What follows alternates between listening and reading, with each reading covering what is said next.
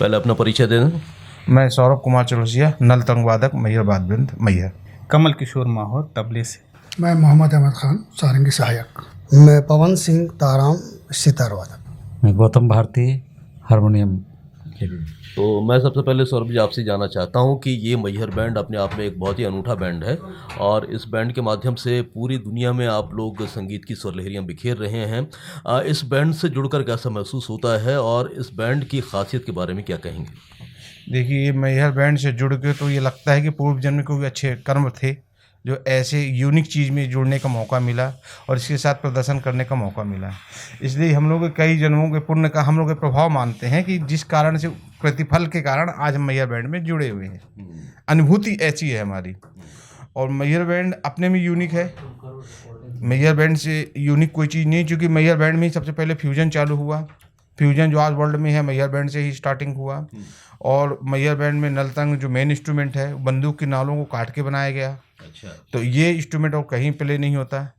इसके भी एक अलग कहानियाँ हैं कि मैहर बैंड में कैसे नलतंग जुड़ा।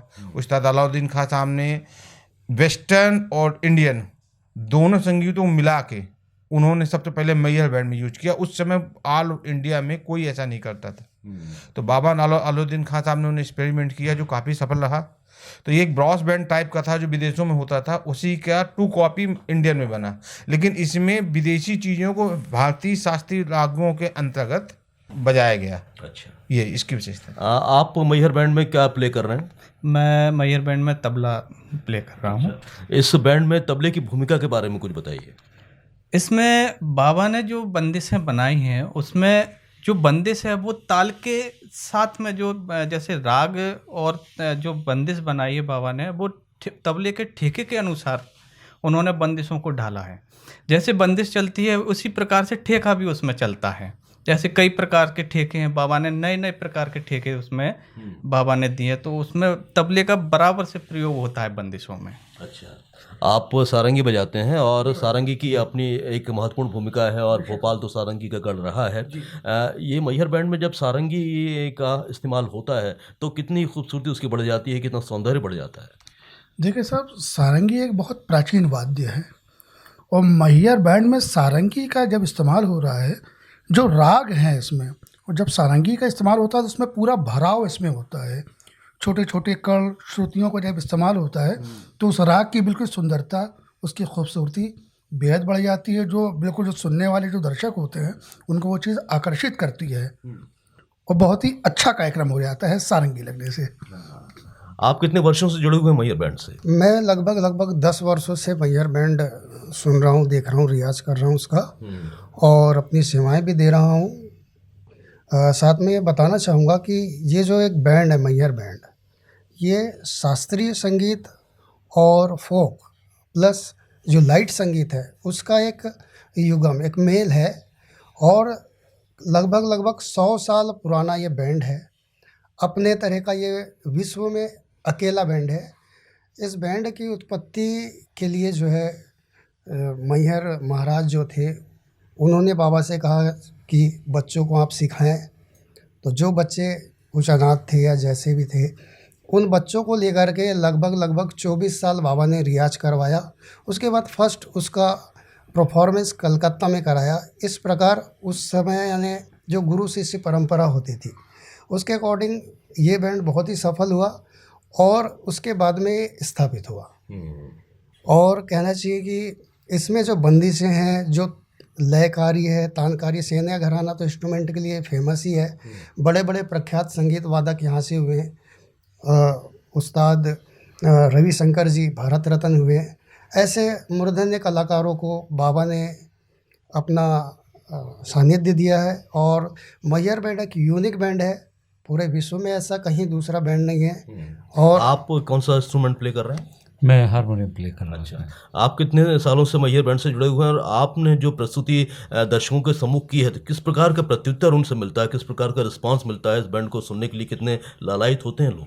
तकरीबन 22 साल मुझे मैहर वाद्य में शिरकत करते हुए हो गए और मैहर वाद्य की खासियत ये है कि पहले लोग समझते हैं कि ये कैसा बैंड होगा, लेकिन क्लासिकल को इतनी खूबसूरती से बाबा अलाउद्दीन खां साहब ने बंदिशों को बांधा है कि दर्शक एक बार सुनने के बाद में वहाँ से उसका मन दूसरी जगह पे जाता ही नहीं है। सुकूनियत महसूस होती है कि इंस्ट्रूमेंट भी इतना सुकून दे सकते हैं। लोग बाग सिर्फ गाना या और चीज़ों में ज़्यादा ध्यान देते हैं, लेकिन बेसिकली इंस्ट्रूमेंट के लिए जब सुनते हैं मैहर वाद्य यंत्र को तो उनका एक अलग अनुभव रहता है कि वाद्य यंत्र सुना है। सौरभ जी, हम देख रहे हैं कि लगातार अलग अलग बैंड स्थापित होते जा रहे हैं देश में, और जो नए बैंड इस्तेमाल हो रहे हैं उसमें अधिकतर वेस्टर्न जो इंस्ट्रूमेंट है उसका यूज़ हो रहा है। लेकिन मैहर बैंड एक ऐसा बैंड है जिसने भारत के जो पारंपरिक वाद्य हैं उसको संजो कर रखा है, उसी के माध्यम से पूरी दुनिया में अपनी पहचान बनाई है। तो इस पहचान को बरकरार रखने के लिए किस प्रकार से आप लोग मेहनत करते हैं, किस प्रकार से नए नए कॉन्सेप्ट पे काम करते हैं, नई परिकल्पनाओं पे काम करते हैं? देखिए, मैहर बैंड में जो यूनिक इंस्ट्रूमेंट है उनका हम लोग लगभग पर डे अभ्यास करते हैं, और शासन के अंतर्गत है ये, अंडरटेकिंग टू गवर्नमेंट है ये, इसलिए गवर्नमेंट की जो भी सुविधाएं मिलती हैं सब हम लोगों को प्राप्त हैं। और हमारे यहाँ जितने भी कलाकार हैं हम सब पर डे अभ्यास कर रहे हैं, और नए बच्चों को सिखाने के लिए कोशिश भी की जा रही है कि जो कुछ है, जो परंपराएं चली आई, जो राग अलाउद्दीन खां साहब ने 105 साल पहले सिखाई थी, उन्हीं का हूबहू प्रदर्शन आज भी हम ऊँची कर रहे हैं। ये एक परंपरा लेके चल रहे हैं हम लोग, और साथ में कुछ अपनी चीज़ें भी नहीं डाल रहे हैं, ठीक है ना। जो आज की वेस्टर्न है, जो भजन है, गांधी जी का भजन है, थोड़ा थोड़ा करके, तो जो पुराना है वो तो पुराना ही है और उसका कोई सानी नहीं है, इसमें कोई दो बात नहीं। आज बहुत से बैंड बन गए वेस्टर्न वो यूज कर रहे हैं क्योंकि उनको शास्त्रीय का कितना क्या, लेकिन प्योर शास्त्रीय इंस्ट्रूमेंट को साथ मात्र मैहर बैंड बजाया जाता है। ये इसकी सबसे बड़ी विशेषता है, इसमें कोई भी वेस्टर्न आपको नहीं मिलेगा, ये इसकी सबसे बड़ी विशेषता है। कहाँ कहाँ की यात्राएं कर चुका है मैहर बैंड पूरी? वैसे तो इसकी ख्याति दूर दूर तक है। जी बिल्कुल, मैहर बैंड ने जो है भारत वर्ष में लगभग सभी जगह जहाँ जहाँ जो प्रतिष्ठित मंच हैं वहाँ सभी जगह प्रदर्शन कर चुका है अपना। दिल्ली, कलकत्ता, मुंबई और ग्वालियर तानसेन समारोह, ऐसे और डोवरलैंड में भी हम लोग प्रदर्शन कर चुके हैं, बड़े से बड़े मंचों में समारोह। आप क्या कहना चाहते हैं? मैं भाई साहब, मैहर बैंड एक ऐसा है, पहली चीज़ तो इस मैहर बैंड से जुड़कर मुझे इतनी खुशी और बड़ा मुझे गर्व महसूस होता है, क्योंकि बाबा अलाउद्दीन खां साहब, रविशंकर जी, अकबर खान साहब, इतने बड़े बड़े लोग जिनका नाम लोग सुन के अपने कान पकड़ लेते हैं, आप समझ लीजिए, वो पूरी परंपरा मैहर बैंड से जुड़ी हुई है। और जब ऐसे बड़े बड़े आर्टिस्ट इस मैहर बैंड में थे और जुड़े हुए हैं, उनकी परंपरा से हैं, तो उस मैहर बैंड में मैं हूँ, तो मैं बड़ा ही गर्व महसूस करता हूँ कि उन उस्तादों के बाद हम लोग को भी मौका मिल रहा है इसमें प्ले करने के लिए। वो बड़े बड़े शहरों में जाते हैं, बड़े बड़े महोत्सवों में अपनी प्रस्तुति देते हैं, बहुत खुशी का अनुभव प्राप्त होता है। एक बात मेरे को अभी याद आ गई कि बाबा कहा करते थे कि रविशंकर जी, निखिल बनर्जी, अन्नपूर्णा जी, अली अकबर दादा, इनको सबको मैंने सब सिखाया, सब अलग अलग हिसाब से सीखा, लेकिन मेरे पास जितना जो कुछ था वो सब मैंने मैहर बैंड को दिया। मैहर बैंड में मेरी आत्मा है। रविशंकर जी के अलग पैटर्न बजाने का, अली अकबर दादा का अलग था पैटर्न बजाने का, निखिल बनर्जी अलग बजाते हैं, बोले सब ने अलग अलग पैटर्न से मेरे से सीखा और मैंने सबको अलग अलग सिखाया।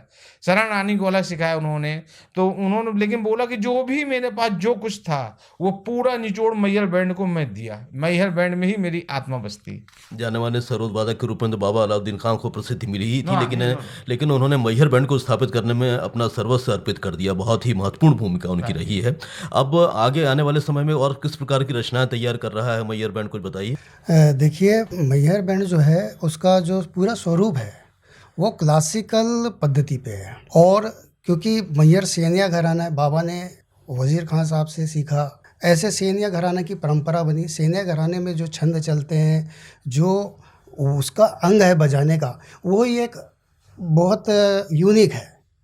तो इस सब सारी चीज़ों को बच्चों में डालना अभी हम लोगों का दायित्व है। हम लोग बच्चों को शिक्षा भी दे रहे हैं और आगे प्रयास करेंगे। अभी काफ़ी हमारे स्टूडेंट्स कोशिश कर रहे हैं, कुछ मंचों में प्रदर्शन भी किया है, बाबा अलाउद्दीन खां समारोह में भी बच्चों ने प्रदर्शन किया है, और हम और आगे चाहते हैं कि ये जो पुरानी बंदिशें हैं, जो पुराना जो भी रख रखाव है, इन सब चीज़ों का अच्छे से हो और बच्चों को ज़्यादा से ज़्यादा इसकी तालीम मिले, तो ये संगीत रुकने ना पाए। हर इंस्ट्रूमेंट का अपना अपना योगदान होता है, तो सभी इंस्ट्रूमेंट को उसमें प्रॉपर जगह मिले जब आप लोग वादन करते हैं, तो उसके लिए आपका कुछ प्लानिंग होती है, कुछ रचना आप पहले से तैयार करते हैं? एक्चुअली मैं बाबा ने खुद इसमें मैहर वाद्य वृंद में सबको सारे इंस्ट्रूमेंट के लिए अलग से उनने जो है बंदिशों में प्रयोग किया है। तो जब भी शास्त्रीय वाद्य वृंद अपना बजता है तो उसमें बाबा ने पहले से उन रचनाओं को बनाया हुआ है कि जो नए भी इसमें जुड़ते हैं तो वो उसी परंपरा को हम निभाते हुए बाबा ने जो ओरिजिनल दिया है हम उसमें कोई फेर बदल न करते हुए उसी का परफॉर्म इतने 100 वर्षों तक उतना ही मनोरंजन है कि ऑडियंस को प्रभावित करता है। नया करने की उसमें ज़रूरत है ही नहीं बाबा की। तालमेल सभी वाद्यों का परस्पर बना रहे, उसके लिए आप लोग किस प्रकार की तैयारी करते हैं? उसी की प्रैक्टिस करते हैं। और ये मैहर बैंड में क्या है कि अनेकता में एकता मैहर बैंड की विशेषता, सभी इंस्ट्रूमेंटों का एक समय में एक ही स्वर बजकर और जब स्वर लहरी निकलती है तो उसका एक अलग ही चीज़ होता है। आप ये आज आप सुनेंगे अगर 10 इंस्ट्रूमेंट एक साथ बज रहे हैं, पहले 70 इंस्ट्रूमेंट बजते थे, जब वो एक साथ बजते हैं तो पूरे इंस्ट्रूमेंट का जो यूनिक स्वर होता है ये सिर्फ मैहर बैंड में हुआ। उस समय सिर्फ मैहर बैंड में था, आज भी इतने इंस्ट्रूमेंट एक साथ क्लासिकल बजाने का काम मैहर बैंड में होता है। आने वाले समय में क्या और नई योजनाओं पर काम कर रहा है मैहर बैंड? हाँ, हम लोग नए बच्चों को सिखाने की कोशिश कर रहे हैं, मैहर बैंड जीवित रहे, उसकी रचनाओं को नोटेशन बनाने की कोशिश की जा रही है। और जितना है जो भी बच्चे हैं उनको सिखाने की कोशिश की जा रही है कि बच्चे ज़्यादा से ज़्यादा सीखें और ये परंपरा अनादिकाल तक चलती चली जाए। आप क्या कहना चाहते हैं मैहर बैंड के संबंध में? लोगों से क्या अनुरोध है आप? मैहर बैंड निरंतर चल रहा है, बाबा के आशीर्वाद से निरंतर चलता रहेगा। जो लोग सुनना चाहते हैं, जो कई बार गंतव्य तक नहीं पहुंच पाते हैं, तो उसके लिए आपने भी कुछ व्यवस्था की है ताकि आपके पुरानी रचनाओं का लोग रसास्वादन कर सकें? ये यूट्यूब में पड़ा हुआ है काफ़ी, ये विभाग ने डाला हुआ है, एकेडमी अलाउद्दीन खां एकेडमी ने डाला हुआ है। हमारे यहाँ के जो भी सुनना चाहे वो निःशुल्क आकर बैठ के सुनता है। हमारे मैहर में आते हैं बहुत से लोग देवी दर्शन के लिए आते हैं और साथ में आके मैहर बैंड में सुनते हैं। उनका अपना टाइम है 8 से 12 के बीच में, तो उसमें वो नहीं, बाकी फिर जिसको सुनना तो बुलाते हैं। आपका क्या मैसेज रहेगा लोगों से जो संगीत प्रेमी हैं, जो वाद्य वृंद से जुड़े हुए हैं या शास्त्रीय संगीत सीख रहे हैं, उनसे क्या कहना चाहते हैं? मैं यही कहना चाहता हूँ कि भारतीय शास्त्रीय संगीत को जीवित रखो, यही हमारी आन है, यही हमारी शान है और यही हमारी पहचान है। आप सभी का इतना समय देने के लिए हम बहुत बहुत धन्यवाद देते हैं और उम्मीद करते हैं कि आपका मैहर बैंड आने वाले समय में भी उपलब्धियां अर्जित करता रहेगा, नई नई पायदान पर पहुंचता रहेगा। बहुत बहुत धन्यवाद। धन्यवाद, आपका भी धन्यवाद सर।